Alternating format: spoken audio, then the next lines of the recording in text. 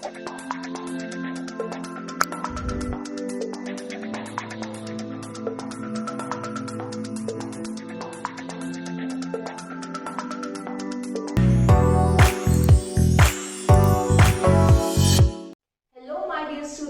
To our channel. तो बच्चे आज हम करने वाले हैं क्लास 9 का chapter number 5 the fundamental unit of life का पार्ट 3। यस बच्चे 2 पार्ट्स हमने ऑलरेडी फिनिश कर लिए हैं, जिसमें हमने पढ़ा था व्हाट इज सेल।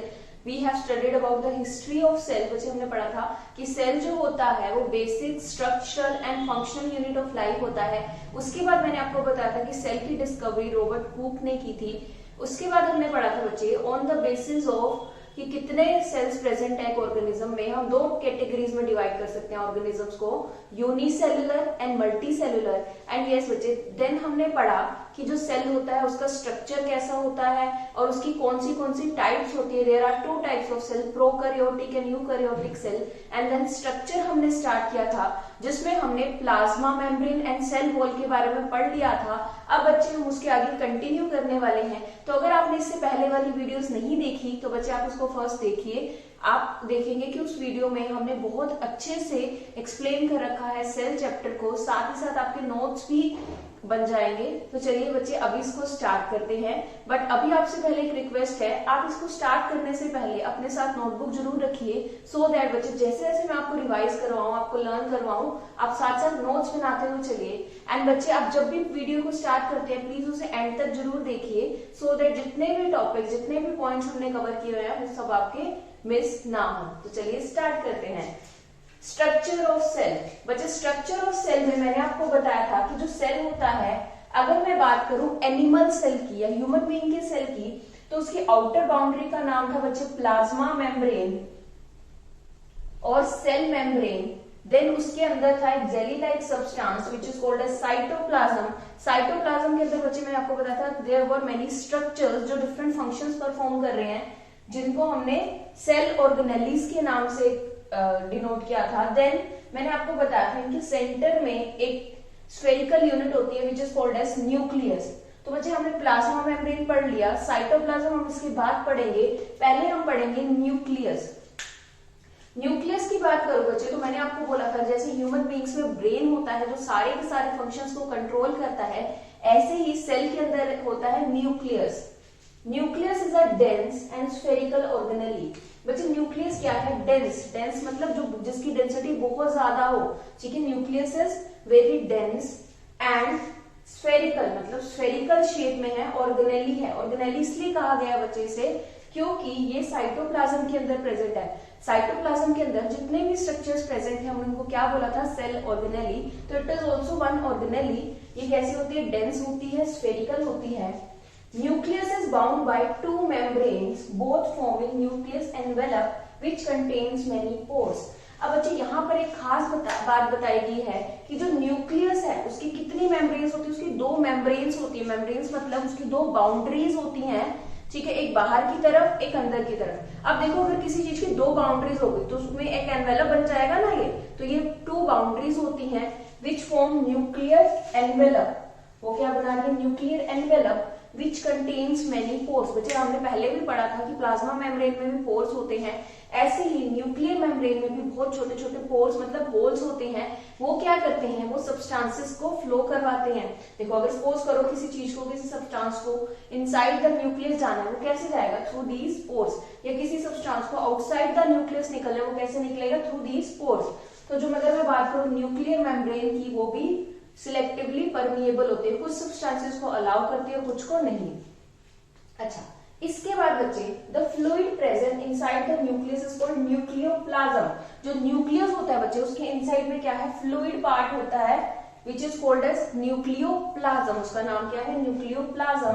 अब एक और खास बात which is very important, nucleus contains chromosome and chromosome contains genes which are the centres of genetic information. यहां पर बात की गई है बच्चे न्यूक्लियस की, कि न्यूक्लियस के अंदर क्या है? क्रोमोसोम। बच्चे क्रोमोसोम होते हैं ऐसे ऐसे ऐसे स्ट्रक्चर्स होते हैं क्रोमोसोम्स। क्रोमोसोम्स बच्चे क्या करते हैं? क्रोमोसोम्स के ऊपर होते हैं छोटे छोटे जीन, जैसे ये क्रोमोसोम हुए, इसके ऊपर क्या है? छोटे छोटे जीन्स। अब ये जीन्स का क्या काम होता है? अब देखिए आपके पेरेंट्स के अंदर जो कैरेक्टरिस्टिक्स हैं सिमिलरली आपके अंदर भी वैसे ही काफी कुछ है।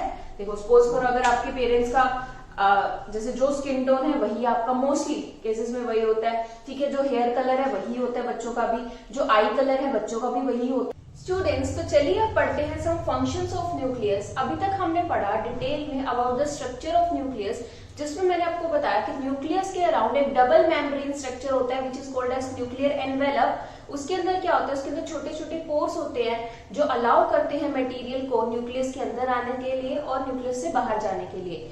एंड साथ ही साथ बच्चे मैंने आपको बताया कि न्यूक्लियस के जो सेंटर है उसके अंदर होते हैं क्रोमोसोम्स। क्रोमोसोम्स क्या थे, थ्रेड लाइक स्ट्रक्चर्स थे बच्चे, जिनके ऊपर क्या थे, जीन्स, ठीक है। जीन्स का काम आपको अच्छे से पता चल गया। जीन्स क्या कर रहे थे, हेरिडिटी कैरेक्टर्स कैरी कर रहे थे फ्रॉम पेरेंट्स टू ऑफस्प्रिंग। अब अच्छा फंक्शंस ऑफ न्यूक्लियस की बात करूं तो nucleus control all metabolic activities and is control centre of the cell. Nucleus क्या है, जैसे मैंने आपको बताया था ह्यूमन बींग्स में ब्रेन होता है, वैसे ही सेल के सेंटर में न्यूक्लियस होता है। वो क्या करता है, सारी मेटाबॉलिक एक्टिविटीज को कंट्रोल करता है, ठीक है, और इसको control centre of the cell भी कहा जाता है। It regulates the cell cycle. बच्चे ये क्या करता है, सेल साइकिल को रेगुलेट करता है। सेल साइकिल वो होता है बच्चे जिसमें एक सेल से और सेल्स बनते हैं, उसको बोलते हैं सेल साइकिल, उसको भी रेगुलेट करता है। It is store house of genes and helps in transmission of heredity traits from parents to offspring. बच्चे ये लाइन आपको अच्छे से समझ आ गई है।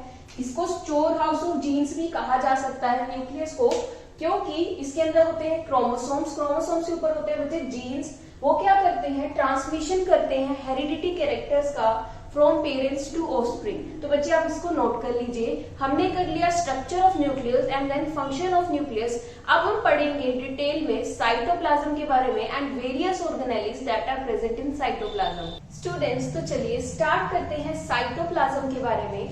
साइटोप्लाज्म, आपको याद होगा कि जब हमने सेल का स्ट्रक्चर किया था, जो आउटर मेम्ब्रेन थी उसे मैंने बोला था प्लाज्मा मेम्ब्रेन, जो सेंटर स्फेरिकल स्ट्रक्चर था उसे मैंने बोला था न्यूक्लियस, और उन दोनों के बीच में जो जेली लाइक सब्सटेंस था उसका नाम था साइटोप्लाज्म।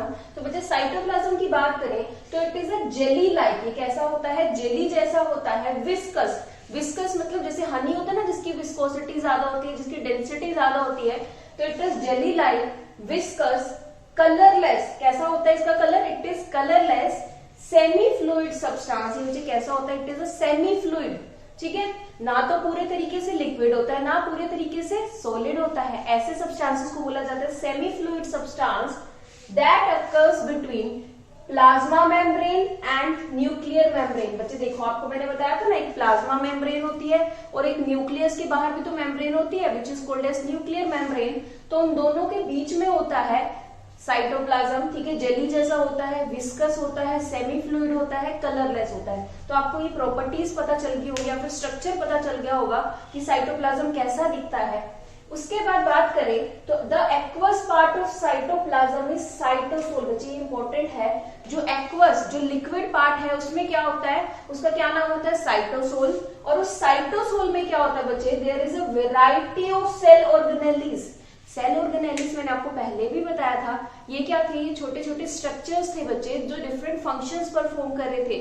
स्कूल की एग्जांपल से मैंने आपको बताया था कि जैसे स्कूल में डिफरेंट डिपार्टमेंट्स होते हैं, कोई एडमिन ब्लॉक है, कोई टीचिंग डिपार्टमेंट है, कोई हाउसकीपिंग डिपार्टमेंट है, मीन्स जो क्लीनिंग डिपार्टमेंट है, ठीक है। ऐसे ही जो सेल ऑर्गेनेलिस है वहां पर डिफरेंट सेल ऑर्गेनेलिस का डिफरेंट फंक्शंस है, ठीक है। ये सेल ऑर्गेनेलिस कहाँ होगी, साइटोप्लाज्म के एक्वस। एक्वस मीन्स बच्चे जो लिक्विड पार्ट है जिसमें पानी है, वो लिक्विड पार्ट में सेल ऑर्गेनेलिस होंगी। And other insoluble waste products जैसे कि स्टार्च हो गया, ग्लाइकोजन हो गया, lipid.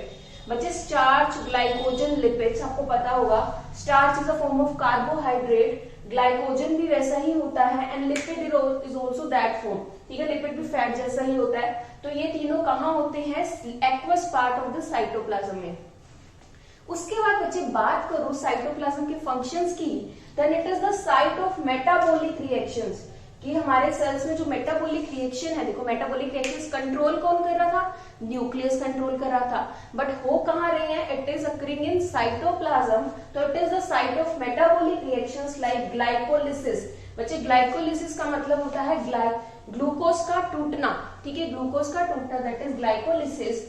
And synthesis of fatty acids, proteins, जो फैटी एसिड्स हैं, जो प्रोटीन्स है वो बनते हैं यहाँ पर, ठीक है। न्यूक्लियोटाइड्स, बच्चे न्यूक्लियोटाइड्स जो हैं वो जेनेटिक मटेरियल की फॉर्मेशन में चाहिए होते हैं, इसलिए इसे बोलते हैं न्यूक्लियोटाइड्स, ठीक है। जो डीएनए आरएनए होते हैं ना, आपने सुना होगा डीएनए जो है जेनेटिक इन्फॉर्मेशन कैरी करता है, अगर नहीं भी पता तो आगे हम पढ़ेंगे। तो न्यूक्लियोटाइड्स के सिंथेसिस में फैटी एसिड्स बच्चे आगे चल के फैट्स बनाते हैं, उनके सिंथेसिस में ये इस साइड इस जगह होती है, उनकी सिंथेसिस साइटोप्लाज्म में होती है। साथ ही साथ सेकेंड फंक्शन देखें साइटोप्लाज्म का, तो it is the store of vital chemicals like amino acid, proteins, sugar, vitamin etcetera. बच्चे यहाँ पर जितने भी वाइटल केमिकल्स हैं, जैसे कि शुगर्स हो गए, अमीनो एसिड्स हो गए, प्रोटीन्स, वो सब प्रेजेंट होते हैं। अच्छा, वो सब प्रेजेंट कैसे होते हैं? क्योंकि बच्चे साइटोप्लाज्म के अंदर वेरियस सेल्स ऑर्गेनेलिस होती है, सेल ऑर्गेनेलिस, वो क्या कर रही है, वो ये सब चीजें सिंथेसाइज कर रही हैं। तो ये साइट ऑफ सिंथेसिस इसी वजह से है क्योंकि उसके अंदर सेल ऑर्गेनेलिस प्रेजेंट है। तो बच्चे ये हुआ साइटोप्लाज्म का जो भी है, साइटोप्लाज्म कैसा दिखता है, साइटोप्लाज्म का स्ट्रक्चर। और यहाँ पे हमने पढ़ा साइटोप्लाज्म के फंक्शंस, आप इसको नोट कर लीजिए। इसके बाद बच्चे हम पढ़ेंगे what are the different cell organelles present in cytoplasm. Students, तो अभी तक हमने पढ़ लिया प्लाज्मा मेम्ब्रेन के बारे में, न्यूक्लियस के बारे में एंड साइटोप्लाज्म के बारे में इन डिटेल। अब हम स्टार्ट करते हैं कि साइटोप्लाज्म के अंदर जो स्ट्रक्चर्स प्रेजेंट थे that is called as cell organelles, उनके बारे में। तो चलिए स्टार्ट करते हैं। Cell organelles, these are specialized and organized structures seen in living cells। बच्चे अगर सेल ऑर्गेनेलिस की बात करो तो मैंने आपको बताया था कि जो साइटोप्लाज्म है उसके fluid part that is cytosol में क्या होती है, छोटे छोटे स्ट्रक्चर्स होते हैं जिनको हमने नेम दिया था सेल ऑर्गेनेलिस। तो सेल ऑर्गेनेलिस क्या होते हैं, स्पेशलाइज्ड होते हैं और ऑर्गेनाइज्ड स्ट्रक्चर्स होते हैं। बच्चे स्पेशलाइज्ड का मतलब कि जो डिफरेंट सेल ऑर्गेनेलिस है वो डिफरेंट फंक्शंस परफॉर्म करेंगी and they are working in an organised manner, ठीक है। उसके बाद सीन इन लिविंग सेल, जो सेल ऑर्गेनेलिस है बच्चे वो सिर्फ लिविंग सेल्स में दिखाई देती हैं। अगर मैं बात करूं प्रोकैरियोटिक सेल्स की, प्रोकैरियोटिक सेल्स में बच्चे सेल ऑर्गेनेलिस नहीं मिलती, लेकिन यूकैरियोटिक सेल्स में सेल ऑर्गेनेलिस दिखती हैं, ठीक है। Some of the membrane bound organelles are, बच्चे अब यहाँ पर कुछ नेम्स दिए गए हैं सेल ऑर्गेनेलिस के, जैसे कि वैक्यूल्स, न्यूक्लियस, क्लोरोप्लास्ट, लाइसोसोम्स। अच्छा बच्चे, nucleus is also one of the cell organelle, क्योंकि आपको पता है न्यूक्लियस भी किसके अंदर होता है, nucleus is also present in the cytoplasm. अब आप सोच सकते हैं कि क्यों प्रोकैरियोटिक सेल्स में न्यूक्लियस भी नहीं था, क्योंकि उनके अंदर कोई भी सेल ऑर्गेनेलिस नहीं होती, ठीक है। तो चलिए स्टार्ट करते हैं बच्चे। First cell organelle is Golgi apparatus. बच्चे ये मैंने आपको डायग्राम बना के दिखाया हुआ है गोल्जी एपरेटस का। गोल्जी एपरेटस ऐसे ही प्रेजेंट होता है inside the cytoplasm of the cell. Golgi apparatus की बात करूं तो these are a set of membrane bound fluid filled vesicles, vacuoles and flattened cisternae। बच्चे Golgi apparatus you can see from the diagram, ये क्या है, सेट ऑफ मतलब काफी सारे membrane bound. You can see कि आप इसके अराउंड क्या है बच्चे, मेम्ब्रेन है, ठीक है। मेम्ब्रेन जैसे प्लाज्मा मेम्ब्रेन हमने पढ़ी थी ना, वैसे ही इनके अराउंड भी एक मेम्ब्रेन है। साथ ही साथ ये बच्चे क्या है, फ्लूइड फिल्ड वेसिकल्स, इनके अंदर क्या है, फ्लूइड है। These are fluid filled vesicles और वैक्यूल्स या फिर वैक्यूल्स, ठीक है। एंड फ्लैटन सिस्टर्न, इसमें क्या क्या है, फ्लूइड फिल्ड वेसिकल्स हैं, वैक्यूल्स हैं या फिर फ्लैटन सिस्टर्ने। ये फ्लैटन सिस्टर्ने है बच्चे, ठीक है। सिस्टर्ने क्या होते हैं बच्चे, these are closed sacs. Can you see, ये सैक लाइक स्ट्रक्चर है, बोरी जैसा स्ट्रक्चर है बट दोनों तरफ से क्लोज है। तो ये क्या है, मेम्ब्रेन बाउंड फ्लूइड फिल्ड होता है। वैक्यूल्स हो सकते हैं, ये वैक्यूल्स हैं या फिर सैक्स हैं, ठीक है। Cisternae are usually arrange parallel to each other. ये आप देख सकते हो बच्चे, ये जो क्लोज सैक्स हैं जिसको हमने सिस्टर्ने बोला है, ये क्या है, एक दूसरे के पैरेलल है। पैरेलल होते हैं बच्चे कि एक दूसरे के आमने सामने है बट एक दूसरे से मिल नहीं रहे। यू कैन सी कि these all are parallel to each other. अब बच्चे गोल्जी एपरेटस की बात करूं तो गोल्जी एपरेटस का मेन फंक्शन होता है कि जितने भी प्रोटीन मॉलिक्यूल्स हो गए या जितने भी फैट मॉलिक्यूल्स हो गए, उनको क्या करते हैं, उनको मॉडिफाई करके एक जगह से दूसरी जगह लेके जाते हैं, ठीक है। तो अगर मैं पढ़ूं functions of Golgi apparatus, to store, क्या होता है function of Golgi apparatus, store करना, to store, to modify and pack dispatch substances. इसका क्या काम है बच्चे, स्टोर करता है सब्सटेंसेस को, उन्हें पैक करता है, साथ ही साथ उनको डिस्पैच करता है। देखो सब्सटेंसेस को एक जगह से दूसरी जगह लेके जाता है। इसका काम सिंथेसिस से ज्यादा इसका काम क्या है, मॉडिफाई करना, पैक करना और सब्सटेंसेस को डिस्पैच करना, एक जगह से दूसरी जगह लेके जाना। Involve in synthesis of cell wall, plasma membrane and lysosomes. बच्चे गोल्जी एपरेटस किस किस चीज के लिए यूज होता है?